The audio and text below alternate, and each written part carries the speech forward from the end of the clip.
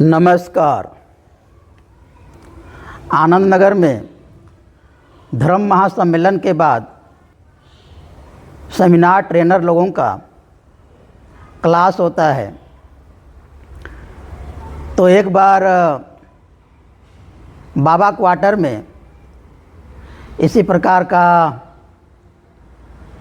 Seminar trainer लोगों का class चल रहा था और आचार्य स्वरूपानंद दादा क्लास ले रहे थे। तो आचार्य स्वरूपानंद दादा क्लास के दौरान बहुत सारा बाबा की बातें बताया करते थे जो काफ़ी मज़ेदार और शिक्षाप्रद होती थी। तो एक दिन मैं भी आनंद नगर में बाबा क्वार्टर में सेमिनार ट्रेनर क्लास में उपस्थित था और आचार्य स्वरूपानंद दादा बाबा की एक बात बताए जो मैं आप लोगों को शेयर करता हूँ।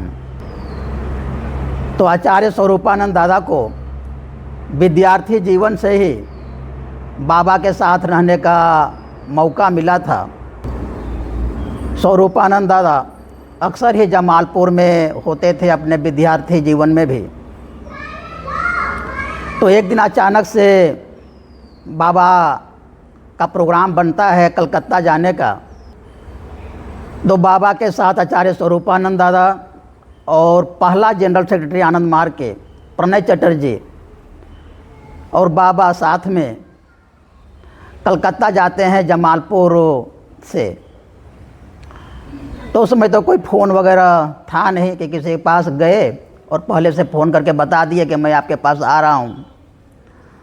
तो बाबा को एक परिवार के यहाँ रुकना था, लेकिन जब कलकत्ता में उस परिवार के पास पहुँचते हैं तो देखते हैं उनके घर पर ताला लगा हुआ है, घर में कोई नहीं है। तो बाबा आचार्य स्वरूपानंद दादा से पूछते हैं कि अब क्या किया जाए। तो स्वरूपानंद दादा बोलते हैं कि बाबा आपका भाई तो रेलवे स्टेशन के पास में ही रहता है, क्यों ना उनके पास रुका जाए। तो बाबा मान जाते हैं और सब लोग बाबा के भाई के पास जाते हैं और रात वहीं पर गुजारते हैं। और सुबह जब उनके भाई बाबा के भाई ड्यूटी पर चले जाते हैं 10 बजे आसपास, तो बाबा थोड़ा टहलने के लिए निकलते हैं और बाबा के साथ स्वरूपानंद दादा और प्रणय चटर्जी भी निकलते हैं टहलने के लिए। तो रास्ते में एक जगह एक स्टूडियो दिखाई पड़ता है, फ़ोटो खींचने का दुकान। तो प्रणय चटर्जी स्वरूपानंद दादा को अपने पास थोड़ा बाबा से दूर कान में बोलते हैं कि बाबा का हम लोगों के पास एक भी अच्छी तस्वीर नहीं है, एक भी फ़ोटो नहीं है। यदि एक हम लोग फ़ोटो खींचा लें बाबा का तो ये बहुत अच्छा होगा साधकों के लिए, मार्गी लोगों के लिए। और प्रणय चटर्जी दादा बोलते हैं स्वरूपानंद दादा से कि इसके लिए तुम बाबा से बात करो। तो स्वरूपानंद दादा बोलते हैं देखता हूँ बात करके, लेकिन बाबा इसके लिए तैयार होंगे तब ना। तो बाबा से जब इसके बारे में बात करते हैं स्वरूपानंद दादा, तो बाबा बिल्कुल भी तैयार नहीं होते हैं अपना फ़ोटो खिंचाने के लिए। लेकिन बहुत अनुरोध करने के बाद, बहुत विनती करने के बाद बाबा फिर तैयार होते हैं और फिर स्टूडियो में जाते हैं सब लोग। फोटोग्राफर बाबा को एक कुर्सी देता है और बाबा उस पर बैठ जाते हैं। और उस समय तो बड़ा सा कैमरा हुआ करता था। फोटोग्राफर उस कैमरा को लेकर के बाबा का फ़ोटो लेने के लिए कैमरा को सेट करते हैं इधर उधर। और फोटोग्राफर बोलता है कि फ़ोटो अच्छा नहीं आ रहा है, एक काम करना पड़ेगा, बाबा का थोड़ा सेविंग करना पड़ेगा। यदि सेविंग हो जाएगा तो फ़ोटो अच्छा से आएगा। तो स्वरूपानंद दादा बाबा को सेविंग कराने के लिए एक सैलून में ले जाते हैं बाबा बिल्कुल भी सैलून में शेविंग कराने के लिए तैयार नहीं थे, लेकिन फ़ोटो खिंचाना था, फोटोग्राफर का डिमांड था, आदेश था। तो फिर सैलून में जाना पड़ा और बाबा फिर शेविंग कराए और फिर से फोटोग्राफर का दुकान में आए और उसी प्रकार कुर्सी में बैठ गए। दोबारा से फोटोग्राफर कैमरा को लेकर के सेटिंग कर रहा है बाबा के चेहरे के पास। तो फोटोग्राफर और बोलता है कि बाबा की आंखें तो बहुत छोटी है और बाबा जो चश्मा पहने हुए हैं उसका फ्रेम बहुत बड़ा है, इसलिए आँख का तो पता ही नहीं चल रहा है, बिल्कुल ही अच्छा नहीं आ रहा है फ़ोटो।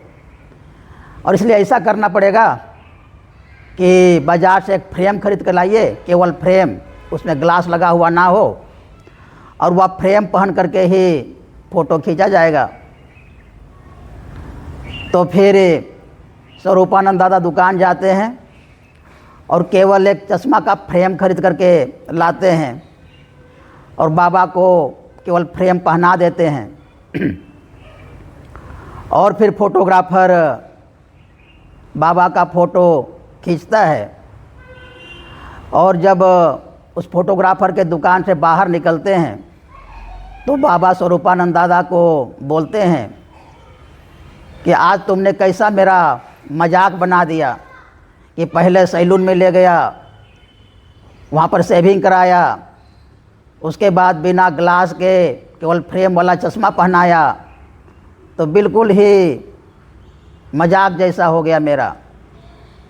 तो स्वरूपानंद दादा बोले कि बाबा क्या करें, फ़ोटो अच्छा आना था और फोटोग्राफर इस प्रकार से बोल रहा था, इसलिए ऐसा करना पड़ा। तो बाबा बोले चलो ठीक है, कोई बात नहीं। और उसके बाद 3 दिन के बाद आचार्य स्वरूपानंद दादा जब उस फ़ोटो को रिसीव करने के लिए गए और उस फ़ोटो को रिसीव करके जब बाबा को दिखाए तो बाबा उस फ़ोटो को देख करके बहुत खुश हुए। फ़ोटो बहुत अच्छा आया हुआ था और बाबा बोले कि इस फ़ोटो को देख करके माँ बहुत खुश होगी। और स्वरूपानंद दादा बोले कि हाँ बाबा, ये फ़ोटो बहुत अच्छी आई है और ये साधक लोगों के लिए भी अच्छा होगा और माँ भी खुश होगी देख करके। तो बाबा बोलते हैं कि तुम्हारे पास वह फ्रेम है क्या जो हम लोगों ने फ़ोटो खिंचाया था, फ्रेम?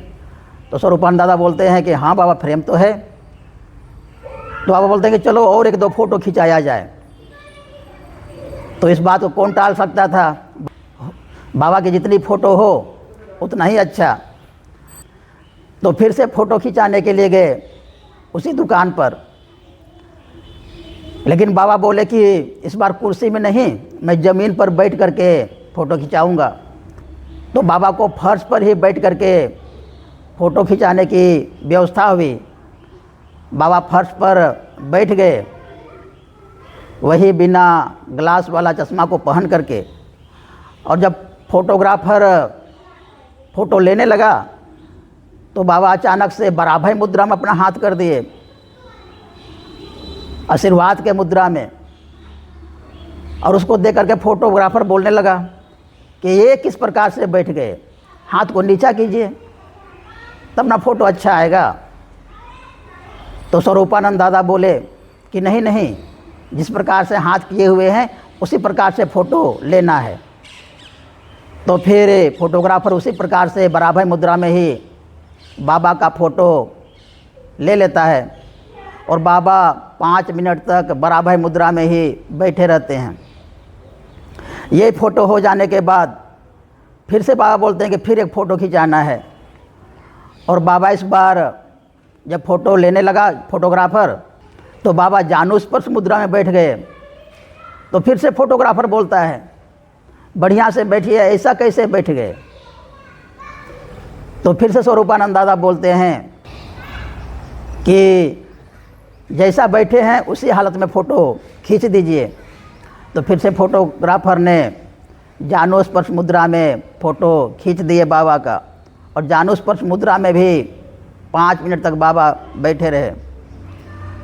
फ़ोटो खिंचाने के बाद जब बाहर निकले बाबा और दादाजी, तो बाबा बोलते हैं कि आज तुमने कुछ ऐतिहासिक काम किया।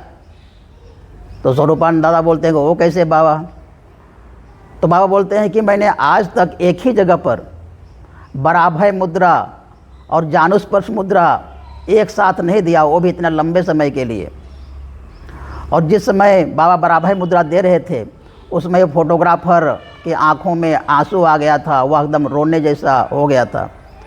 तो स्वरूपानंद दादा बोले कि बाबा वो रोने जैसा क्यों हो गया था, क्यों रो रहा था, क्यों उसकी आंखों से आंसू टपक रहा था? तो बाबा बोले कि ये बराभय मुद्रा कोई साधारण मुद्रा नहीं है और इसका प्रभाव कोई साधारण प्रभाव नहीं है। इसका बहुत ही उच्च आध्यात्मिक प्रभाव होता है और उस माहौल में, उस परिवेश में जो भी आता है, चाहे वह मार्गी हो, साधक हो, चाहे साधक नहीं भी हो, उसके शरीर पर और उसके मन पर बहुत इसका उच्च प्रभाव पड़ता है। और इसी कारण से वह फोटोग्राफर रो रहा था, उसके मन पर बहुत एक आध्यात्मिक स्पंदन हुआ। और बाबा का हम लोग देखते हैं कि केवल बराभय मुद्रा और जानुस्पर्श मुद्रा ही दो मुद्रा का फ़ोटो हम लोग देखते हैं। और बाबा तो बहुत सारे मुद्रा और भी दिए थे, लेकिन उस मुद्रा का फोटोग्राफ कहीं भी नहीं है। बाबा अलाउ ही नहीं करते थे उन सब मुद्राओं का फ़ोटो लेने के लिए।